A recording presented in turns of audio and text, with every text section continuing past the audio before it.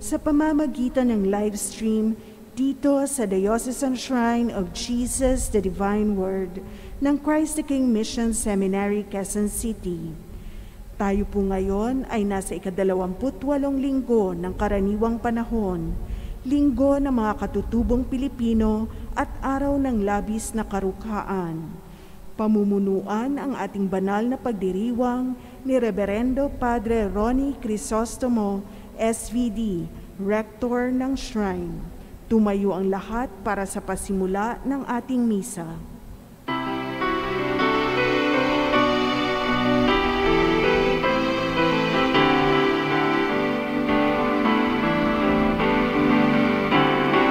Bayan muling magtipon, awitan ng Panginoon, sa piging sariwain, pagliligtas niya sa atin. Bayan nating alalahanin, panahong tayo'y inalipin, ng ngalan niya'y ating sambitin, paanong di tayo lingapin. Bayan muling magtipon, awitan ng Panginoon, sa piging sariwain, pagliligtas niya sa atin. Sa piging sariwain, pagliligtas niya sa atin.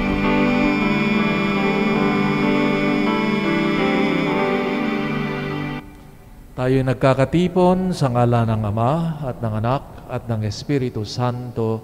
Amen. Ang pagpapala ng ating Panginoong Hesukristo, ang pag-ibig ng Diyos Ama, at ang pakikipagkaisa ng Espiritu Santo, naway sumainyong lahat. At sumainyo rin.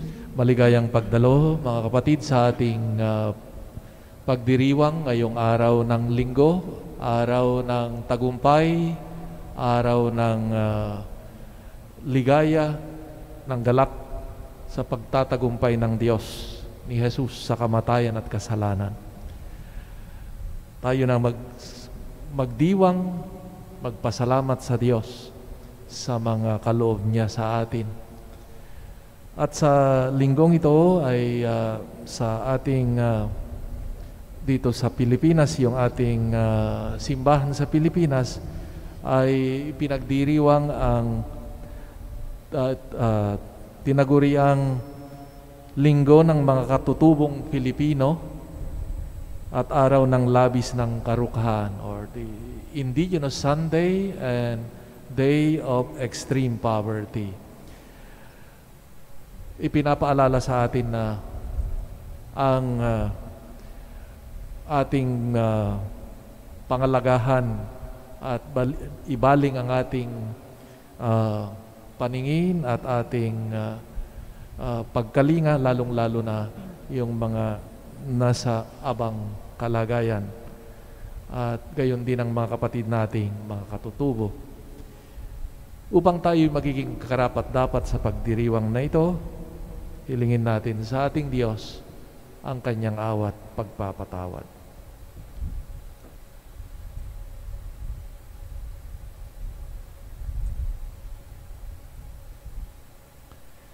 Sinugong tagapagpagaling sa mga nagsisisi, Panginoon, kaawaan mo kami. Panginoon, kaawaan mo kami. Dumating na tagapaganyayang mga makasalanay magsisi, Kristo, kaawaan mo kami. Kristo, kaawaan mo kami. Nakaluklok sa kanan ng Diyos Ama para ipamagitan kami, Panginoon, kaawaan mo kami. Panginoon, kaawaan mo kami. Kaawaan tayo ng makapangyarihang Diyos. Patawarin tayo sa ating mga kasalanan at patnubayan tayo sa buhay na walang hanggan. Amen.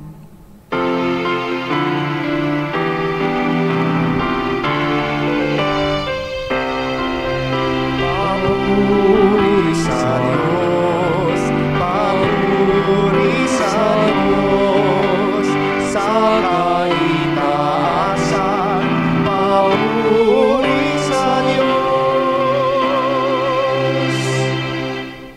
At sa lupa'y kapayapaan sa mga taong kinalulugdan niya.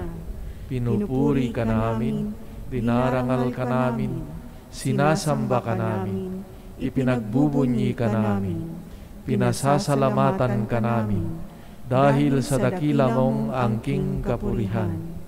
Panginoong Diyos, Hari ng langit, Diyos Amang makapangyarihan sa lahat, Panginoong Hesukristo, bugtong na anak, Panginoong Diyos, Kordero ng Diyos, Anak ng Ama, Ikaw na nag-alis ng mga kasalanan ng sanlibutan, maawa ka sa amin. Ikaw na nag-alis ng mga kasalanan ng sanlibutan, tanggapin mo ang aming kahilingan. Ikaw na naluluklok sa kanan ng Ama, maawa ka sa amin. Sapagkat Ikaw lamang ang banal, Ikaw lamang ang Panginoon, Ikaw lamang, O Hesukristo, ang kataas-taasan, kasama ng Espiritu Santo, sa kadakilaan ng Diyos Ama. Amen. Papuri sa Diyos, papuri sa Diyos, sa kaitaasan, papuri sa Diyos. Manalangin tayo.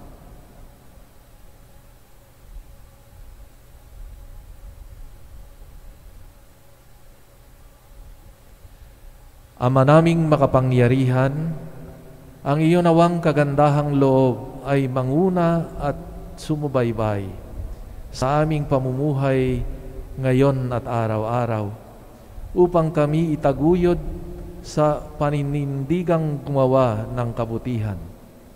Sa pamamagitan ni Hesukristo, kasama ng Espiritu Santo, magpasawalang hanggan. Amen.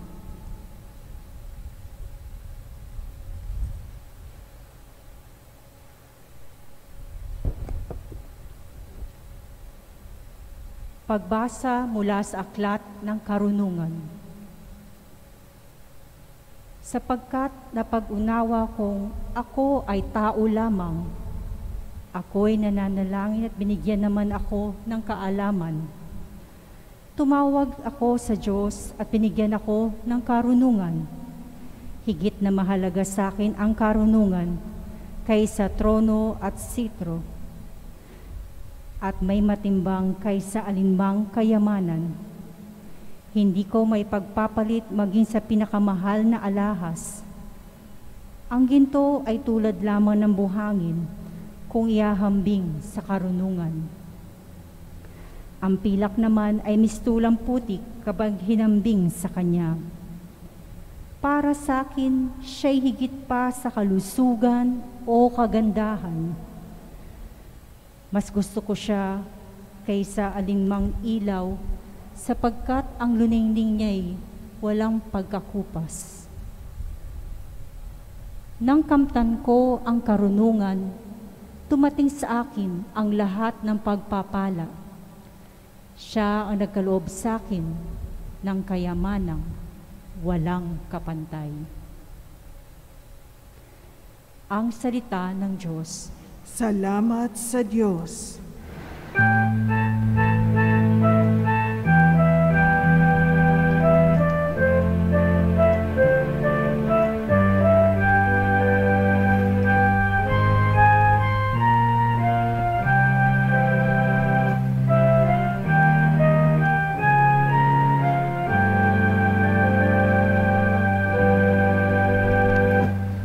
Pag-ibig mo ay ikaw naman, at kami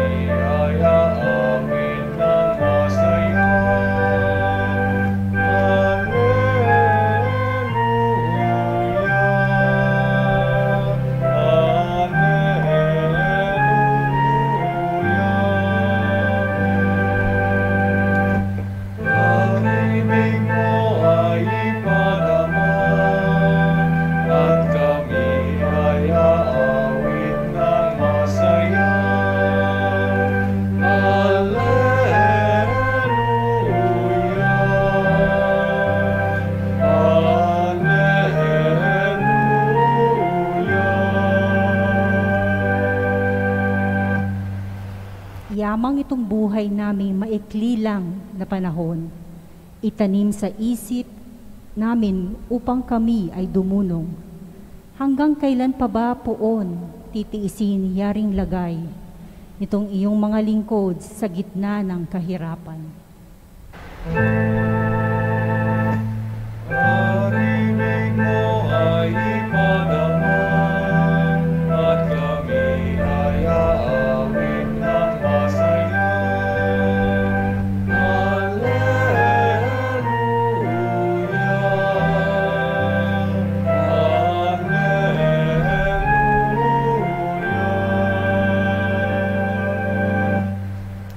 Kung umagay ipadamo yung wagas mong pag-ibig, at sa buong buhay naming may galak ang aming awit, yaong naging hirap nami tumbasan mo ng ginhawa, singhaba rin ng panahon ang ipagpalit na ligaya.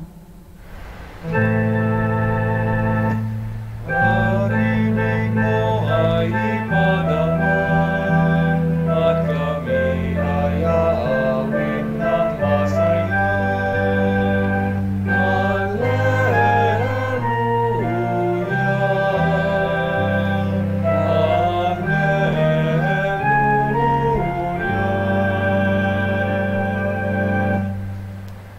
Ipakita sa lingkod mo ang dakila mong gawain. Sa kasunod naming lahi ay gayon mo ring ituring. Panginoong naming Diyos, kami sana'y pagpalain. Matagumpay sana kami sa anumang aming gawin. Pag-ibig mo ay ipadamang at kami ay aawit ng masaya. Alleluia, Alleluia.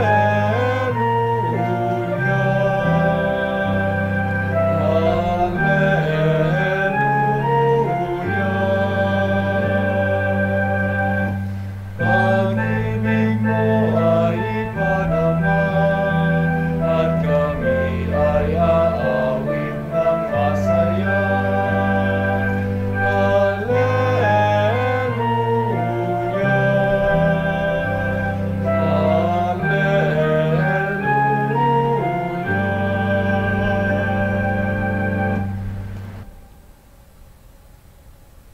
Pagbasa mula sa sulat sa mga Hebreo. Ang salita ng Diyos ay buhay at mabisa, higit na matalas kaysa alinman tabak na magkasabilang talim. Ito'y tumatagos maging sa pinaghiwalayan ng kaluluwa at espiritu, ng kasukasuan at utak sa buto, nakakataho ng isip at binabalak ng tao. Walang makakapagtago sa Diyos. Ang lahat ay hayag at lantad sa Kanyang paningin, at sa Kanya tayo magsusulit. Ang salita ng Diyos. Salamat sa Diyos. Magsitayo bilang paggalang sa mabuting balita.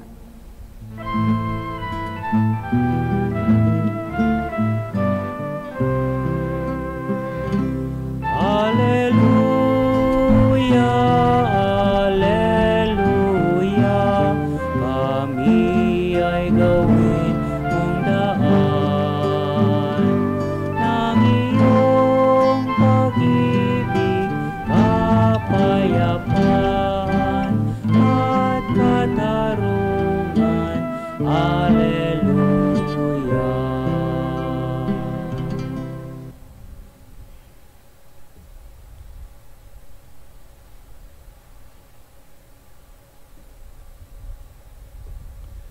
Sumainyo ang Panginoon. At sumainyo rin.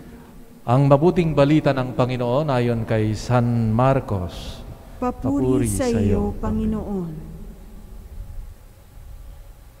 Noong panahong iyon, habang paalis si Jesus, ay may isang lalaking patakbong lumapit, lumuhod sa harapan niya at nagtanong, "Mabuting guro, ano po ang dapat kong gawin upang magkamit ng buhay na walang hanggan?" Sumagot si Jesus, Bakit mo ako tinatawag na mabuti? Walang mabuti kundi ang Diyos. Alam mo ang mga utos. Huwag kang papatay. Huwag kang mangangalunya. Huwag kang magnanakaw. Huwag kang magsisinungaling sa iyong pagsaksi. Huwag kang magdadaya. Igalang mo ang iyong ama't ina. Guro, sabi ng lalaki, ang lahat po ay tinupad ko na mula pa sa aking pagkabata. Magiliw siyang tiningnan ni Jesus at sinabi, isang bagay pa ang kulang sa iyo. Humayo ka, ipagbili mo ang iyong ari-arian at ipamigay sa mga dukha ang pinagbilhan at magkakaroon ka ng kayamanan sa langit. Pagkatapos, bumalik ka at sumunod sa akin. Namanglaw ang lalaki nang marinig ito at malungkot na umalis sapagkat siya'y napakayaman. Tiningnan ni Jesus ang mga nasa paligid niya at sinabi sa kanyang mga alagad, napakahirap mapabilang ang mayayaman sa mga pinaghaharian ng Diyos. Nagtaka ang mga alagad sa pananalitang ito. Muling sinabi ni Jesus, mga anak, talagang napakahirap mapabilang sa mga pinaghaharian ng Diyos. Madali pang makaraan ang kamelyo sa butas ng karayom kaysa pasakop sa paghahari ng Diyos ang isang mayaman. Lalong nagtaka ang mga alagad, kaya't sila'y nagtanungan, kung gayo'y sinong maliligtas? Tinitigan sila ni Jesus at sinabi sa kanila, hindi ito magagawa ng tao, ngunit hindi ito mahirap sa Diyos.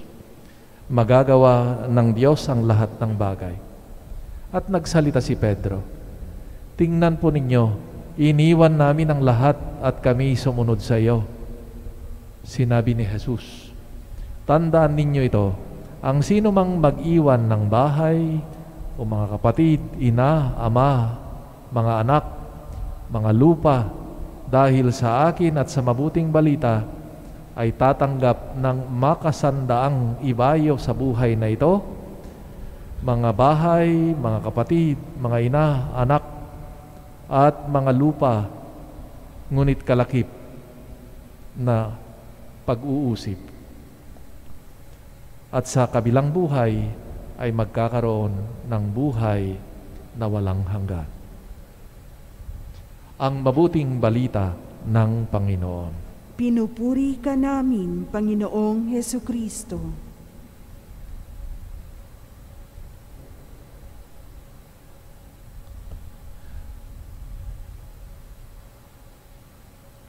Magandang gabi, magandang araw sa mga kapatid na nasa ibang dako ng mundo na nakikibahagi dito sa ating pagsamba dito sa Shrine of Jesus, the Divine Word. Gusto kong simulan itong pagninilay sa isang kasaysayan ng isang sikat na may-ari ng oil company, ang tinatawag na Getty Oil Company. Ang founder nito ay si Paul Getty or Jetty. Siya ang founder at CEO at iba pang mga kumpanya. Namatay siya at the age of 83 ng cardiac arrest noong 1976 at iniwan niya ang kanyang kayamanan na between 3 to 4 billion dollars sa kanyang mga tatlong anak. Sabi nila siya daw yung pinaka mayaman during that time, no? Pinanganak sa United States pero pinunda niya o establish niya yung kanyang empire sa kanyang company sa London. At magaling sa languages, yung mga European languages. Alam niyang nakakaintindi ng Russian, Arabic, nakakaintindi ng Latin at Greek. At nag-asawa siya ng 5 beses. At nag-divorce din ng 5 beses. Minsan sinabi niya nag-interview sa kanya, I will give all my wealth for a successful marriage. I hate being a failure. I hate not being able to make a success in marriage, of my marriage. At yun nga, tinanggap niya na ang salapi, ang pera, ay hindi kaya bilhin ang lahat. At malimit, ito yung ugat ng kawalan ng ligaya. At isa pa, kilala siyang kuripot. Well, kuripot para sa atin, pero mayroon din siyang paninindigan. Sabi nga na ayaw niyang magbigay sa mga charitable institutions dahil sabi niya, baka gagawin ng mga tao, ginagawa natin ng mga tao yung mga tamad. No? And he never contributed to charities. No? Sabi nga niya, mayroon yung mga nagsulat siya, and yung mga sinulat niya, even just the title of his writings, it reveals something of this man, and said, it is tough to be a billionaire, sabi nga niya. No? And yung mga libro niya, My Life and My Fortune. And another one ay How to be Rich. Isang commentary, isang write-up tungkol sa kanya ng New York Times sa kanyang pamumuhay. Sabi niya, Jetty ended his life with a collection of desperately hopeful women, all living together in his Tudor mansion in England, none of them aware of his favorite pastime of rewriting his will, changing insultingly small bequests from $209 a month to $1,167 to another. The realization of one who reads, among other things, itong talambuhay ni Paul Getty is that, yun nga sabi niya, I will give everything, all my wealth for a successful marriage. I hate being a failure, sabi. I hate not being able to make a success in marriage. That proves na hindi, kung problema man, sanhi man ng problema ng mag-asawa, malimit yung pera, pero hindi rin solusyon o kasagutan ng happy marriage ang kayamanan. It cannot pay, it cannot buy happiness in marriage either, sabi nga. Sa Ebanghelyo ngayon, makikita natin yung tatlong section tungkol sa kayamanan. Yung una, yung ang kayamanan na nagiging sanhi, balakid ng pagiging tagasunod ni Kristo. Yung mga tungkol din sa isa pang aspeto ng Ebanghelyo, yung matatanggap o ng pagbabahagi ng kayamanan sa mga nangangailangan. So, iba't ibang aspeto ng turo ni Jesus tungkol sa kayamanan. Pero makikita natin na sa bottom line ng turo ni Jesus tungkol sa kayamanan ay hindi masama yung mayaman dahil sa kanyang kayamanan, kundi ang kanyang pakikipag-ugnayan sa kayamanan na yan.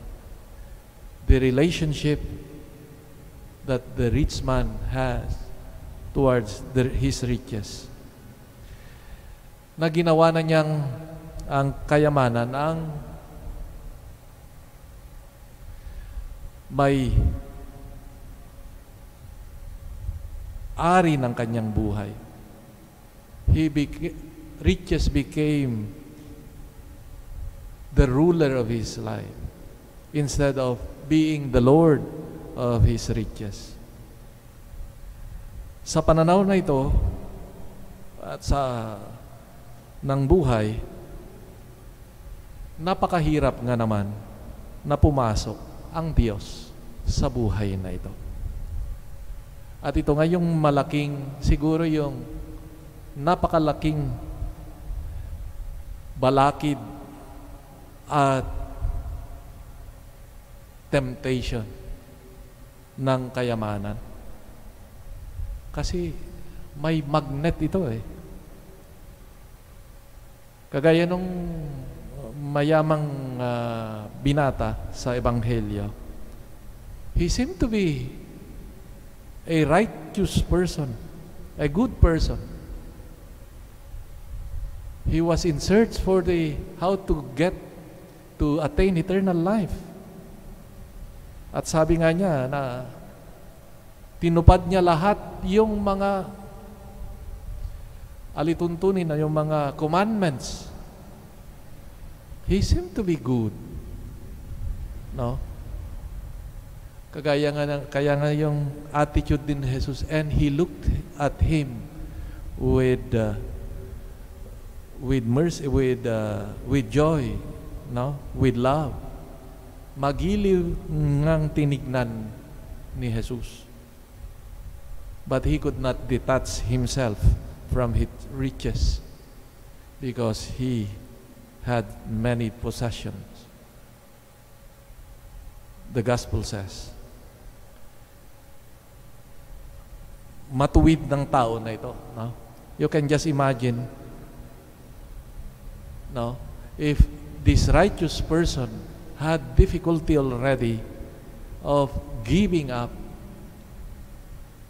these riches, how much more for people who are unprincipled, without moral values before riches.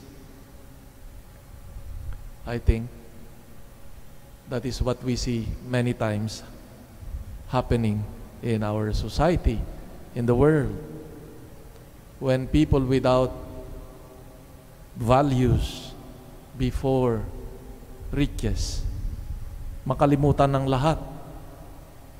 Others' welfare, wala. Suffering of so many in society, wala. The common good, wala. Just to gain profit and become richer. It is just unthinkable that in the midst of pandemic, halimbawa, to enrich oneself scandalously, not an ounce of malasakit or concern. No? Pwede siguro, matolerate pa siguro natin na mandaya, mangkurakot minsan. Pero not in the midst of pandemic, billion na yung kakamkamin. That's unforgivable, I think. No? Walang kahit katiting na malasakit para sa bansa, sa gobyerno, sa mga naghihirap ngayon, ang daming namamatay. How much, no? Ito yung napaka sakit at na realidad ng buhay ng taong walang pinaninindigang values, moral values. Kaya yung una at pangalawang pagbasa ay they complement the gospel reading today. Yung unang pagbasa pinahahalagaan o minumungkahi ng kahalagahan ng karunungan, wisdom, prudence.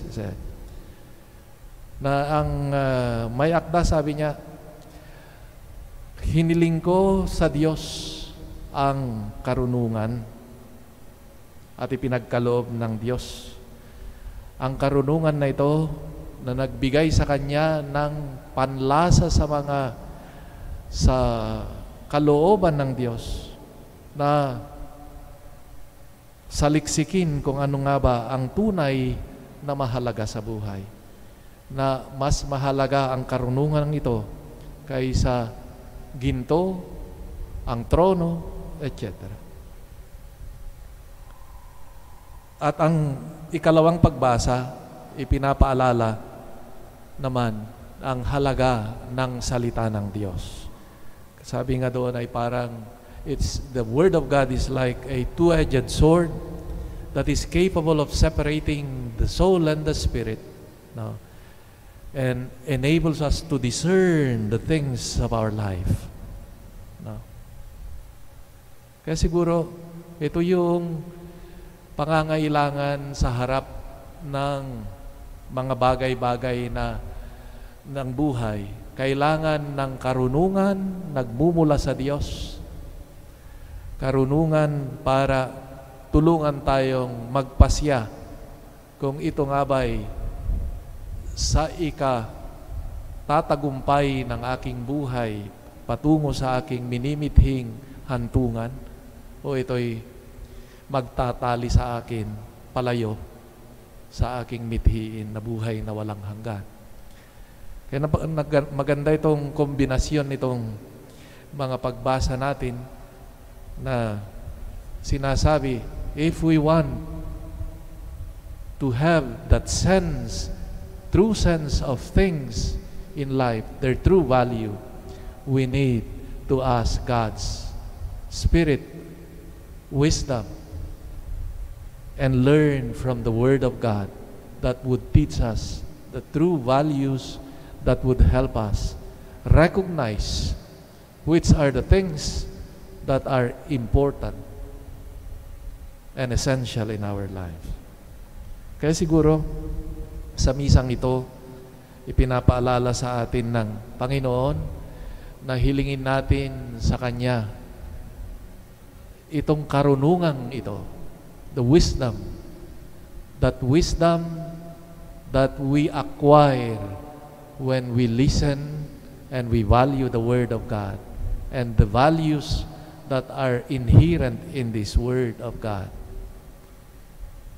And in the frequent listening to God's Word, that we form values, Christian values, gospel values, that would help us also discern and decide which are the things that are essential for my salvation and which are not.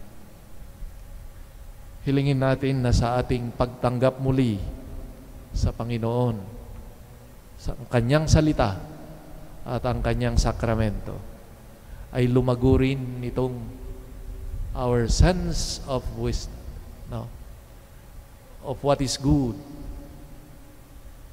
and be able to decide and discern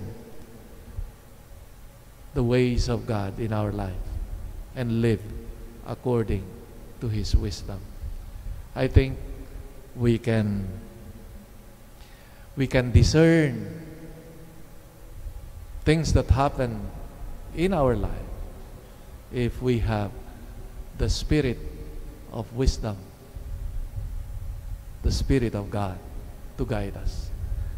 Kaya hilingin natin sa misang ito na ipagkaloob sa atin ang Espiritu ng Diyos, ng Kanyang karunungan para maging mabuti, makagawa tayo ng mabuti, makapagpasya tayo ng mabuti, at mabuhay tayo ayon sa kalooban ng Diyos. Amen.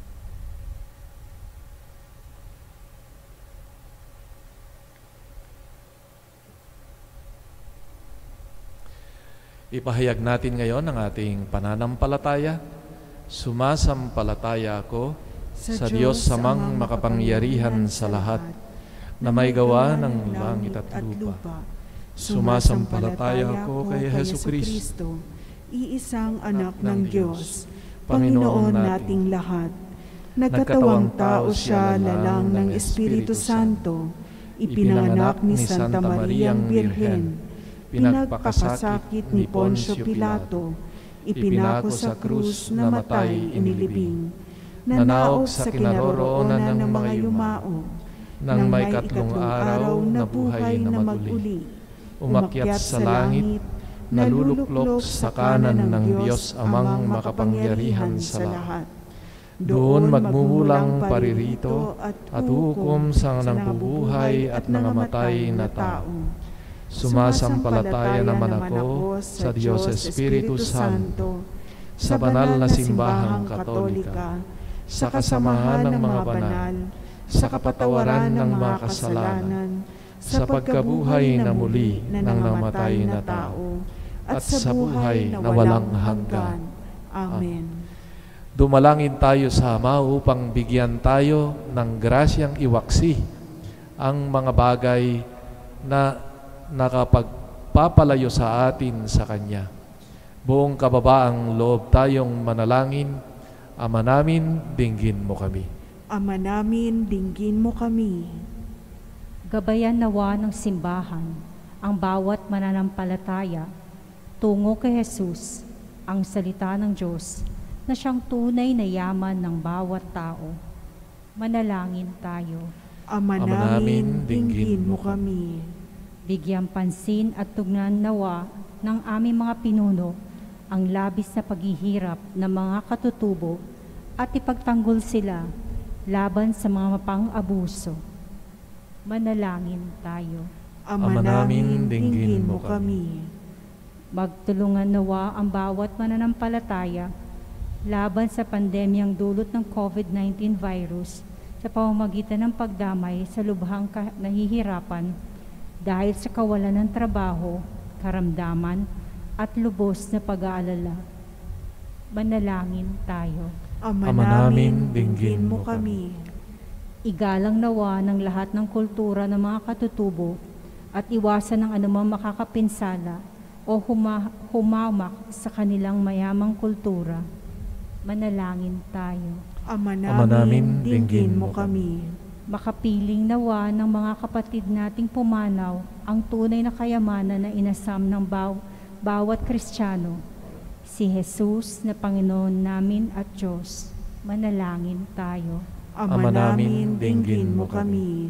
Ilang sandali ng katahimikan, itaas natin sa Diyos ang ating personal na kahilingan, gayon din ang mga taong lubos na nangangailangan ng ating panalangin.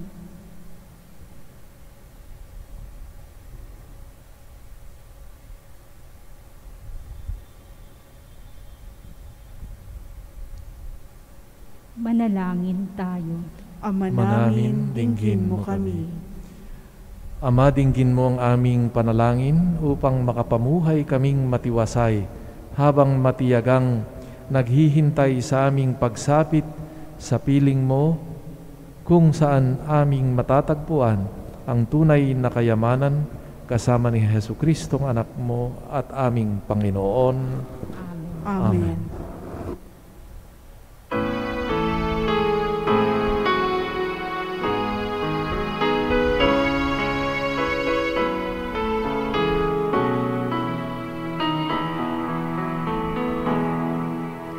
Aming hatid, alay na ito, ang tinapay na nagmula sa pagpapala mo.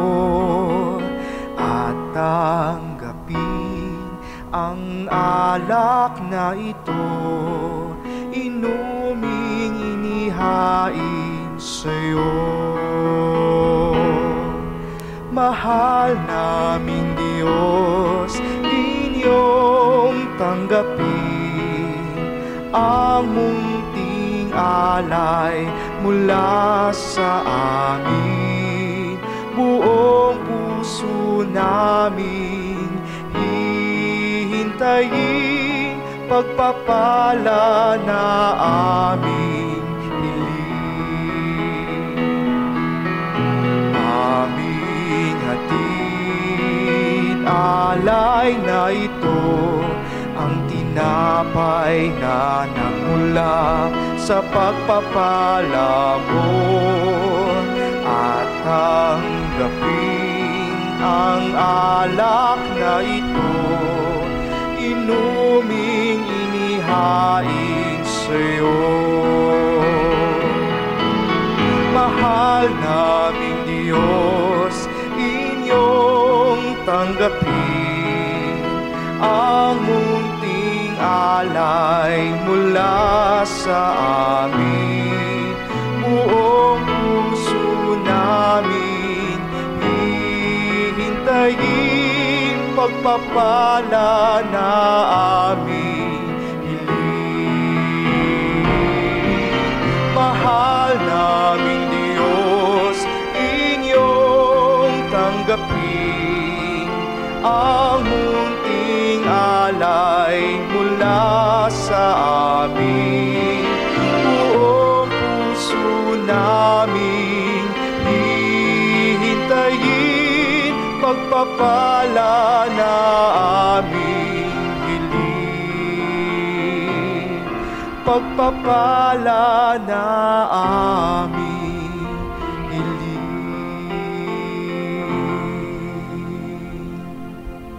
Manalangin kayo mga kapatid upang ating paghahain, ating mga panalangin, ating mga puso ay maging kalugod-lugod sa Diyos Amang makapangyarihan. Tanggapin nawa ng Panginoon itong paghahain sa iyong mga kamay, sa kapurihan niya at karangalan, sa ating kapakinabangan at sa buong sambayanan niyang banal. Ama naming lumikha, tanggapin mo ang aming mga panalangin na sumasaliw sa aming paghahain upang ang ginaganap naming pagdiriwang kami makatawid sa kaluwalhatian sa pamamagitan ni Jesucristo kasama ng Espiritu Santo magpasawalang hanggan. Amen.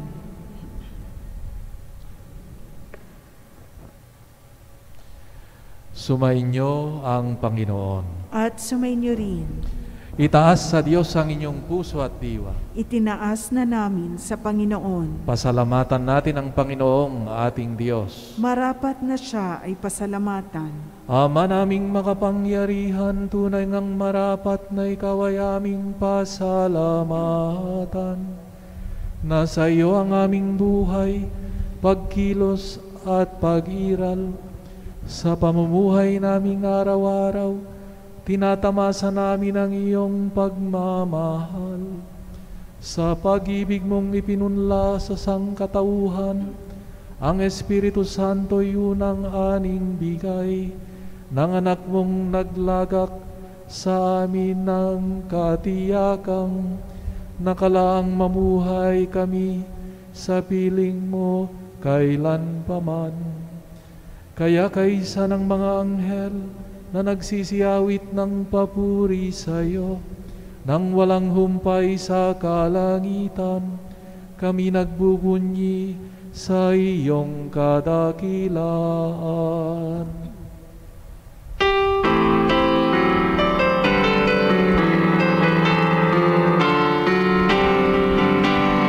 Santo, Santo, Santo, Diyos makapangyarihan, Diyos ng walhati ang langit at lupa, Hosana sa kaitaasan.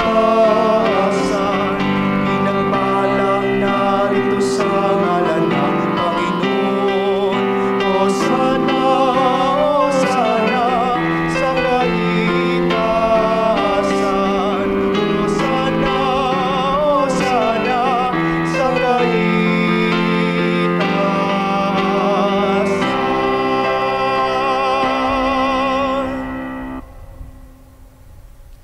Ama naming banal, ikaw ang bukal ng tanang kabanalan.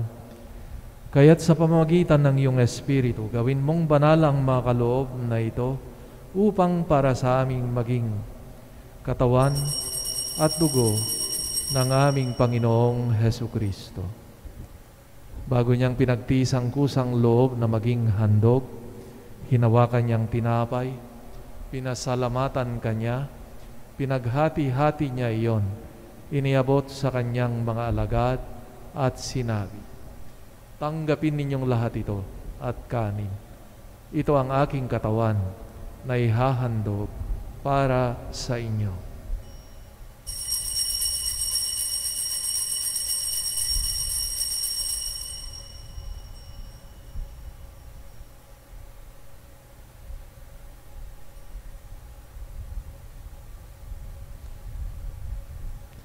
Gayon din naman nung matapos ang hapunan, hinawakan niya ang kalis. Muli kanyang pinasalamatan. Iniabot niya ang kalis sa kanyang mga alagad at sinabi, "Tanggapin ninyong lahat ito at inumin. Ito ang kalis ng aking dugo ng bago at walang hanggang tipan. Ang aking dugo na ibubuhos para sa inyo at para sa lahat sa ikapagpapatawad ng mga kasalanan. Gawin ninyo ito sa pag-alaala sa akin."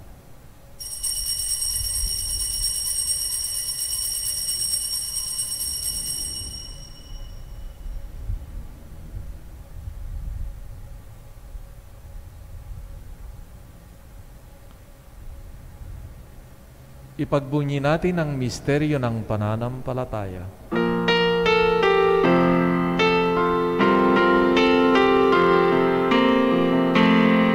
Si Kristo'y namatay, si Kristo'y nabuhay, si Kristo'y babalik sa wakas ng panahon.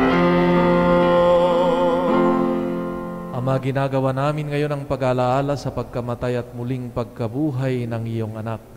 Kaya tinialay namin sa iyo ang tinapay na nagbibigay buhay at ang kalis na nagkakaloob ng kaligtasan. Kami nagpapasalamat dahil kami yung minarapat na tumayo sa harap mo para maglingkod sa iyo. Isinasamo namin kaming magsasalo-salo sa katawan at dugo ni Kristo ay mabuklod sa pagkakaisa sa pamamagitan ng Espiritu Santo. Ama, lingapin mo ang iyong simbahang laganap sa buong daigdig. Puspusin mo kami sa pag-ibig kaysa ni Francisco naming Papa at ni Honesto naming Obispo at ng Tanang Kaparian. Alalahanin mo rin ang mga kapatid naming nahimlay nang may pag-asang sila'y muling mabubuhay, lalong-lalo na ang mga inaalala namin sa misang ito.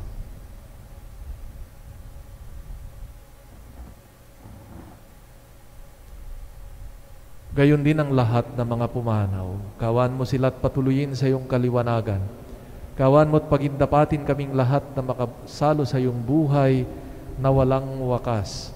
Kaysa ng mahal na Birhen Maria na Ina ng Diyos, kaysa ni San Jose, mga apostol at ng lahat ng mga banal na namuhay dito sa daigdig ng kalugod-lugod sa iyo. May pagdiwang nawa namin ang pagpupuri sa ikararangal mo sa pamamagitan ng iyong anak, naming Panginoong Hesu Kristo.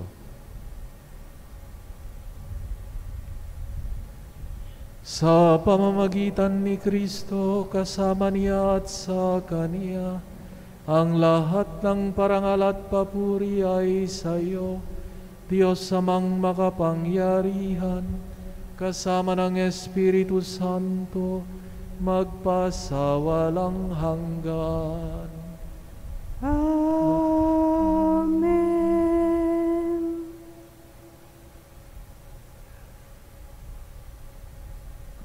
Buong galak tayo ngayong lumapit sa ating Ama sa langit sa pamamagitan ng panalangin itinuro ni Hesu Kristo. Kalooban ng kapayapaan araw-araw, iligtas sa kasalanan at ilayo sa lahat ng kapahamakan, samantalang aming pinananabikan ang dakilang araw ng pagpapahayag ng tagapagligtas naming si Hesu Kristo.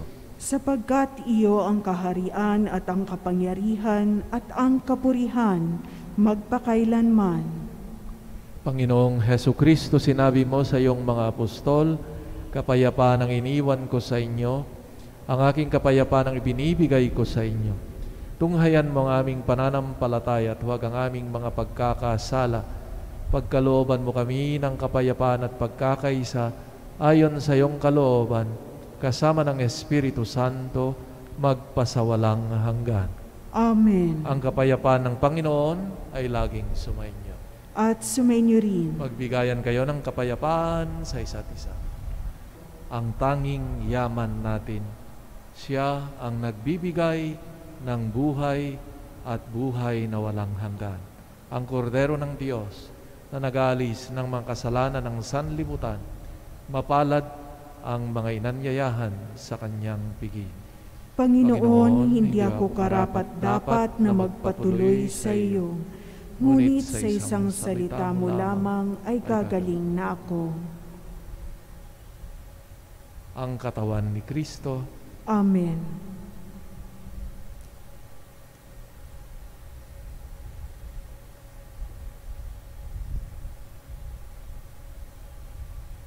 Espiritual na pakikinabang. Aking Jesus, nananalig akong ikaw ay nananahan sa pinakabanal na sakramento. Mahal kita ng higit sa lahat ng bagay at nais kong tanggapin ka sa aking kaluluwa. Subalit sa sandaling ito, ikaw ay hindi ko matatanggap sa banal na komunyon. Naway tanggapin kita ng espiritual sa aking pagnanais na ito at pumasok ka sa aking puso. Niyayakap kita na parang naririto ka na sa akin at pinagkakaisa ko ang aking sarili sa iyo. Huwag mong hayaang ako ay mawalay sa iyo. Amen.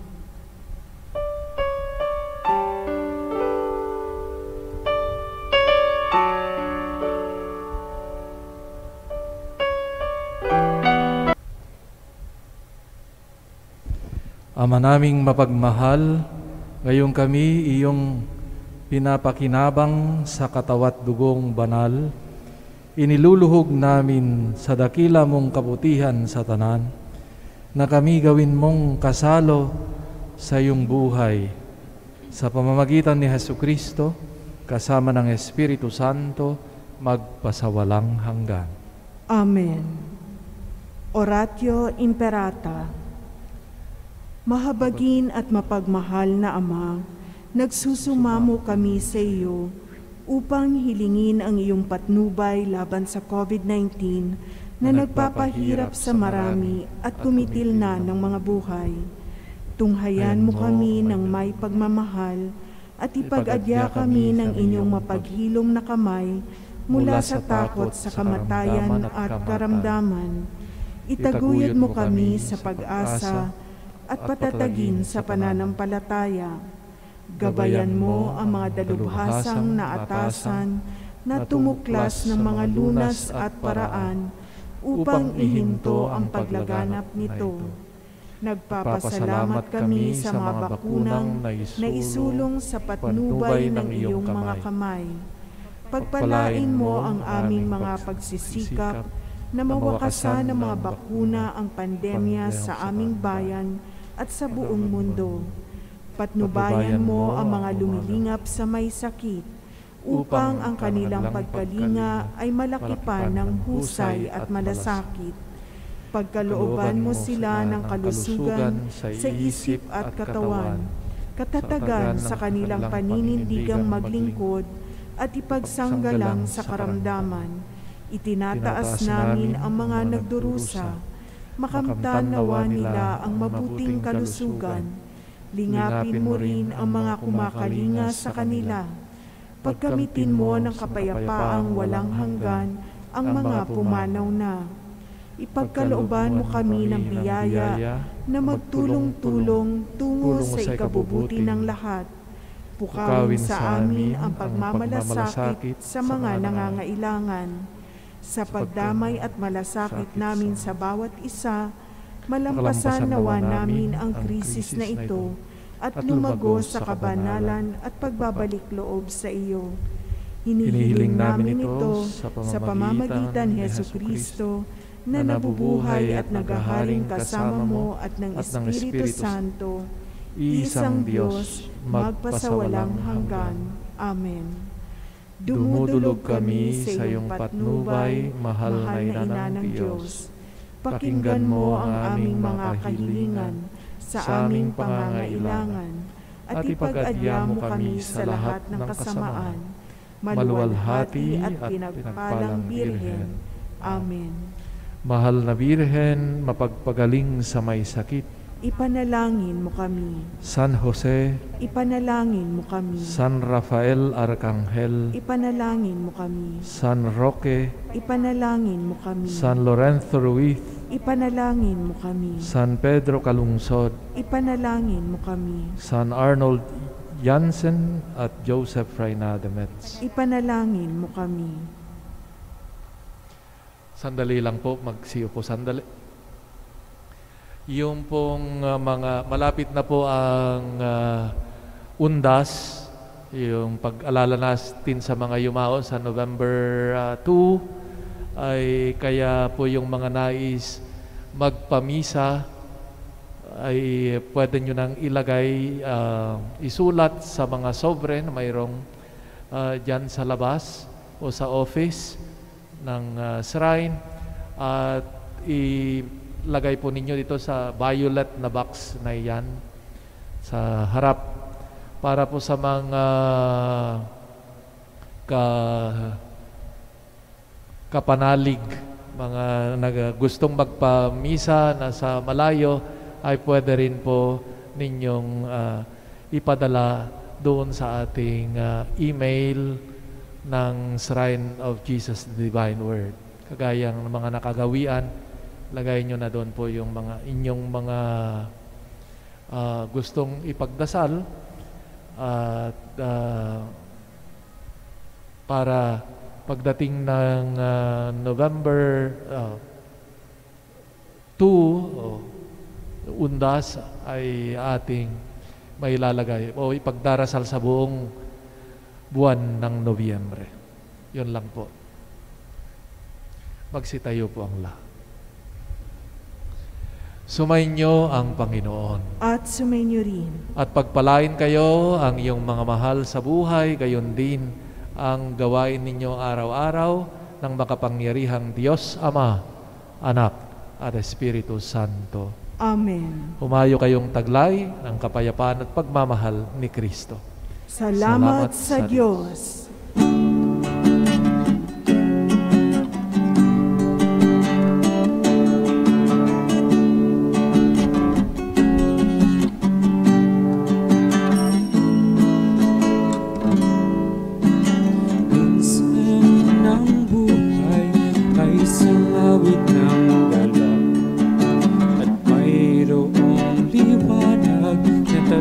Sa ating pagyapa,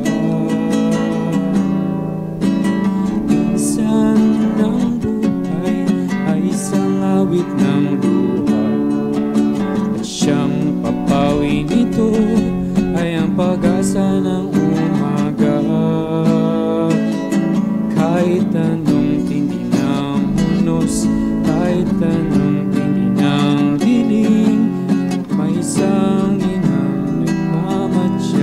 nagmamahal sa atin.